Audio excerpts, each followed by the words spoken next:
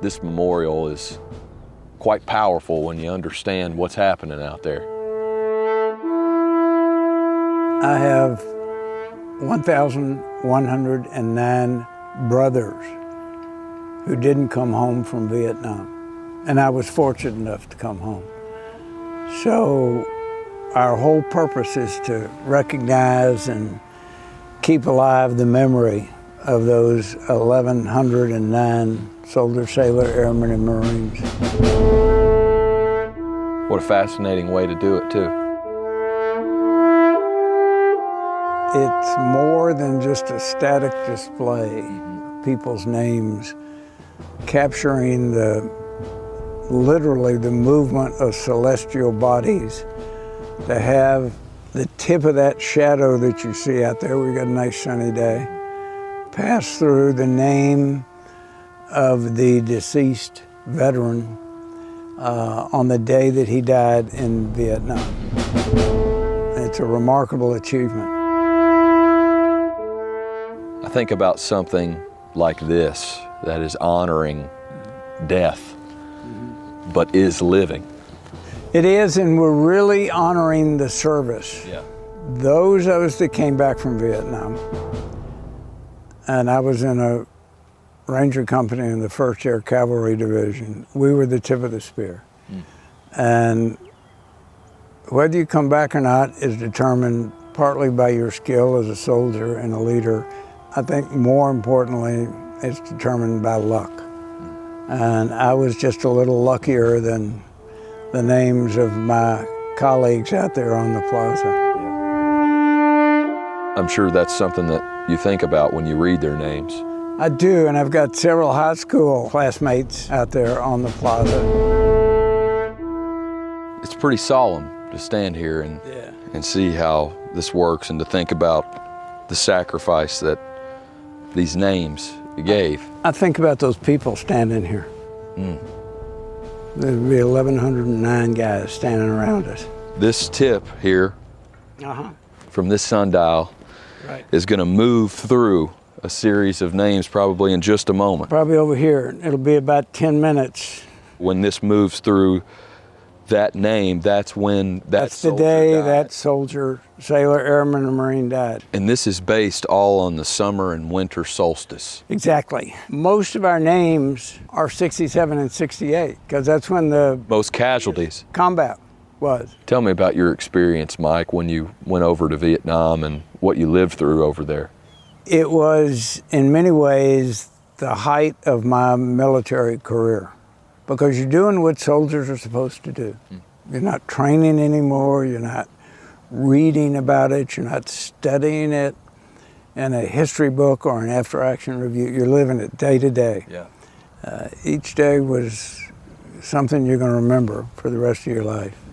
I never heard anyone talk about being back home. The phrase was, back in the world. Whatever was going on back in the world. The basis of that being what we were doing in Vietnam was so different than what we were doing back in the world. It had to be on a different planet.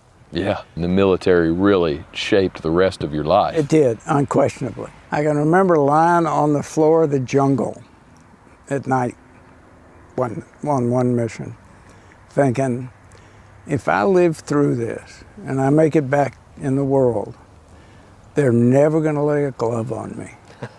I mean, what can they do? What can you do in Louisville, Kentucky or Frankfort, Kentucky after you've been through all that? It gives you a calm and a confidence that's lasted me for 50 years. I'm sure you thought a lot about, there's a good potential that I die out here. Right. Is that tough for a 18, 19-year-old kid to come to grips with? I used to think lots of, I'm going to say almost every day, is this the day they're going to get me? I was scared when we were in combat. And I was worried about being scared. Two things. I later realized courage is not being afraid. Courage is being able to do your job if you are afraid. And once I realized that, things got better. After that war, you go on to have a very decorated military career. I was fortunate. I got a chance to command at a very high level. Yeah. And then got to do my last 6 years in the Pentagon. I always value my enlisted time enormously because it kept you from getting too big-headed. Yeah. I don't care how many stars they give you. If you've been on KP, you remember what the Army is really like. If you're a Vietnam veteran, you go back and revisit your own experiences. Yeah. You remember what you did and what happened to you, and lets me put each of those names in perspective. As a helicopter pilot, I have a pretty good idea what happened. He was an infantry guy, a Marine. I've got a pretty good feel for what they were doing. Yeah. And these are only combat deaths, so it brings it home, frankly. Why would you tell people, service members, veterans or not, to come here and experience this? They may or may not have been in combat. If they have, if they set foot on that plaza, they'll understand exactly what we're trying to do. So whoever steps foot out there, whether they've been in combat or not, will understand, I hope, what these men gave. And I think that's just as important for someone like myself who has no military service or background to come here and to honor those men. It is, but you're a part of the equation because you provide the tax money that lets us go forth and try and protect the country, and you're part of our support structure. I'd say this, and I mean it literally. We're all in this together. Yeah, that's the truth. Yeah.